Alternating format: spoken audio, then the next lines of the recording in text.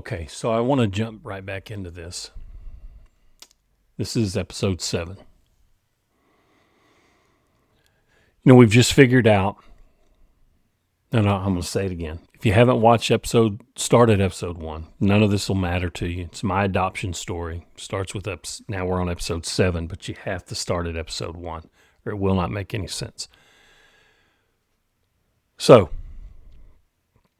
we figured out, hey, this Sean Foy guy and this Newton Blair guy, you don't match them super close, but they don't match your other group of people that you do match super close.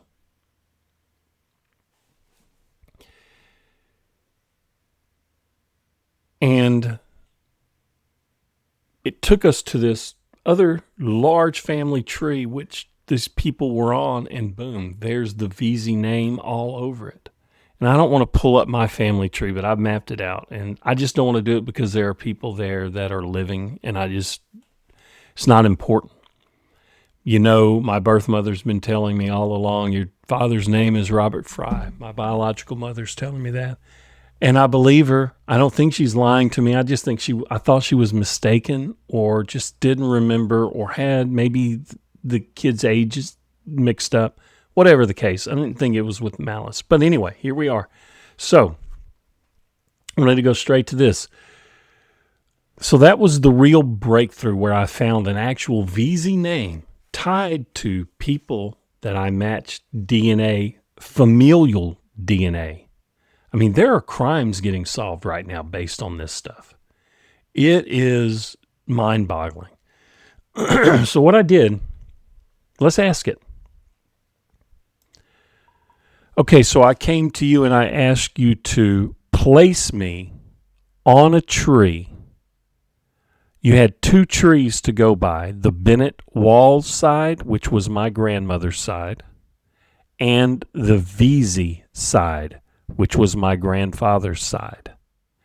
How did you place me?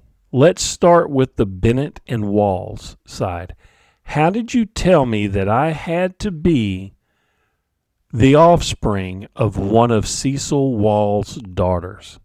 Tell me exactly the scientific process that you went through to determine that I had to be the offspring of one of Cecil Walls' daughters. Let's see what it says. This is the exact steps I went through. I mean, just tons, hours, days, weeks of interaction, going to sleep at a dead end. I'll tell you what woke me up. It'll be neat. You'll like this. Later. It's always later. I don't know how many episodes this is going to take. I'm trying to keep them to 10 or 15 minutes. And again, this is for my kids. If you enjoy it, great. If I can help you, great. I've helped few people find adoptive family. So let's see what it says here. Here's how it works step by step. I wish I could expand this some more. First, I took your top DNA matches. I won't read all that. They all shared the same group, about 20 people, one mega cluster. That told me your biological father descends from a place where all of these surname lines converge. That's wrong. It's hallucinating. Watch this. How can my biological father come from that side when he is a VEAZEY? Watch, it's going to correct itself. This is what you run into. Oh, because you're not your grandfather. All right, so let's go back and read what it says. Next, I trace those surnames back to Larry Bennett, descendants of Walls. I'm just going to start using last names. The Davis matches, descendants of Walls, who was Cecil's niece. Then I did a ratio analysis. I compared how much DNA each match shares with you versus how much they share with Troy Hood, these other people. I know all of this seems like, man, you're just throwing names against the wall. You will see that as far-fetched as this sounds, once I bring you the evidence at the end, you'll be like, I'll be damned, because it's true. So, did a ratio analysis, blah, blah, blah, the Hood side, but not the Davis-Hobb matches. Let's go through any of that. That told me something critical. Let's read that again. That means they're closer to Troy's branch, the Hood side, but the Davis-Hobbs matches share equal or more DNA with you than with Troy. That means they connect through the Walls side independently from the Hoods. This is 150 years ago, this is figuring this out. And the logic that it has, the ability to reason through this was more than I had. I mean, it all starts to run together. I've been trying to do this. And I thought, let me give old AI a try.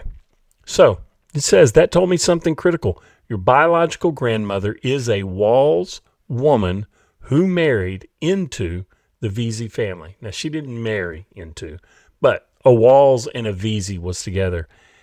She has to be from Cecil Hebert Walls' line specifically because that's where the Bennett matches connect. I match all these Bennetts, right? And it figures out that my ancestor has to be from the Cecil Walls because otherwise I wouldn't match the Bennetts. Has to, because that's where the Walls and the Bennetts meet. Cecil Walls only had daughters. It says, then I surveyed every son of Isaac Newton Walls, Cecil father, and looked at all of their children. Cecil had 7 daughters. His brother George never remarried. Went on to say who's already Cecil's line was the only source of unattached granddaughters in the entire Isaac Newton Walls family. So it figured out that out of all this family, the only unattached, now it could have been an attached person. I got lucky on some of this, but you'll see my proof later. What minute am I? 7 minutes. Okay. I got lucky on some of this, but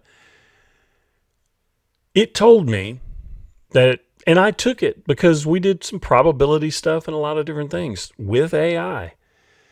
And I still didn't know I was right. I don't know that I'm right until episode 10 when I pull out the proof, or 11, wherever we get to.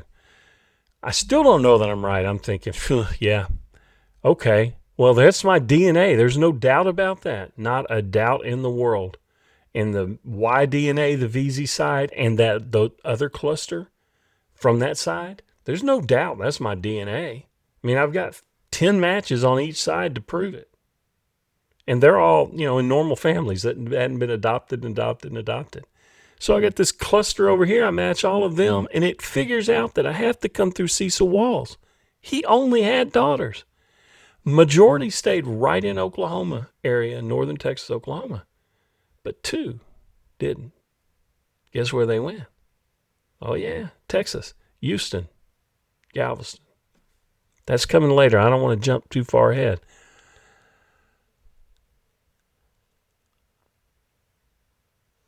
Let's ask it one more question. How did you know that I had to be the descendant of either Elmo Sr. or Elmo Jr.? Let's let it chooch on that. But the bottom line is it told me I had to be an Elmo Sr. descendant or an Elmo Jr. Once I did all the math and placed my date of birth, all that stuff, and reversed angled it, Elmo Jr. would have been 14. It would sort of be a far-fetched thing, and it would have been with a woman who was 30 when he was 14. So I naturally switched up to Elmo Sr. That's where I got the truth. It says, it came from the CM math and the tree structure. When I found Victor Veazey and Lola Melendez, I could see their children, Victor Jr., we know young man died at age 2, Elmo Sr., it goes right down the list. They don't carry the VZY DNA forward. Victor Jr. died as a toddler. He was a young boy. We know that. That leaves Elmo Sr. as the only surviving son who could pass the VZY chromosome to the next generation. It went in and figured this out based on this lady, this young lady's tree, or P-Town Diva. 70,000 people on that tree. That is amazing. I can't wait to go build out a tree when I get a little more spare time. But it looks at your matches. It can tell a DNA match way down the line and one that's closer, and it can triangulate. It can tell you have to go through here. You go right through here. There's no other way you can match those people the way you do without this being the common ancestor. That's how it said. Elmo Sr. had to pass down your VZ DNA. And he could have passed it down to Elmo Jr., and Elmo Jr. could have been my father. Okay, that's possible. But, my grandfather.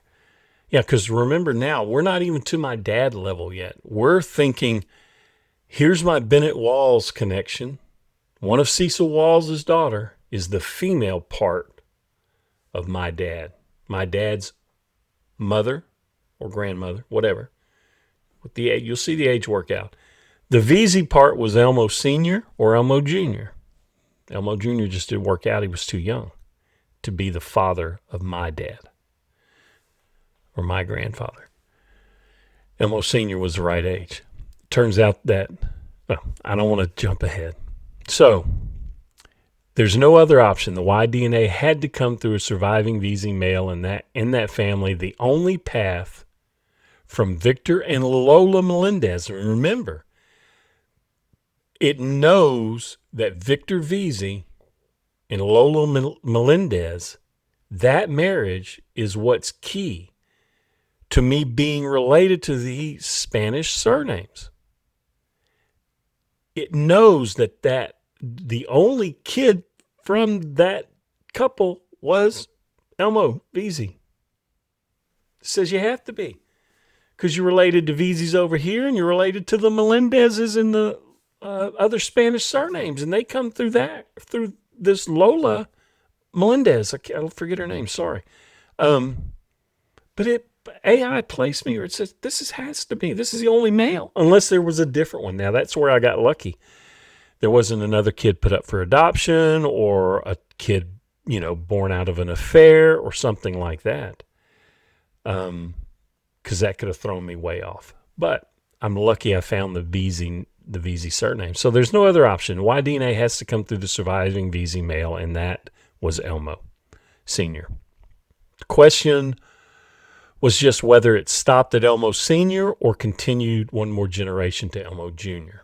But either way, father's son, father's son. So I didn't know who my grandfather was, senior or junior. I knew it was one, because you'll see later we'll ask a probability. But there goes 13 more minutes. We're going to jump into, I guess, the next episode. Thank you for watching.